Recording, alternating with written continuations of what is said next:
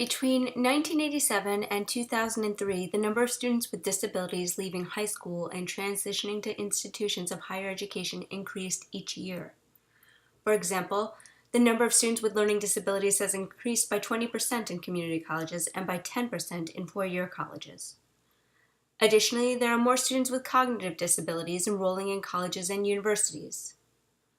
The process of students with disabilities transitioning from high school to college is challenging. To make a successful transition, the student must recognize the difference between their roles and responsibilities as a high school student and those of a college student. They must also know and understand the rights and responsibilities afforded to them in college by federal legislation. They should acknowledge and understand how their disability may impact learning in a college environment, be willing to self-advocate or take ownership for their education, and feel comfortable communicating and disclosing the accommodations that students need to experience academic success. As a faculty member, you may want to know several things about students with disabilities in the college classroom before a student approaches you.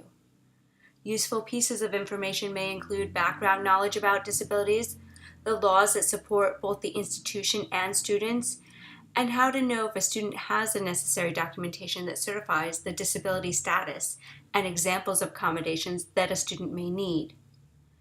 After you receive the required documentation, you and the student will want to discuss how to help the student be successful in your course. Some of the key questions that will be answered through this module are: what constitutes a disability? What legal mandates are relevant for the student in my course? What are accommodations? How does a student in my class obtain the necessary documentation? What should I do when a student provides documentation of the disability and a request for accommodations? What should I do if I suspect a student has a disability? I look forward to you joining me in this course.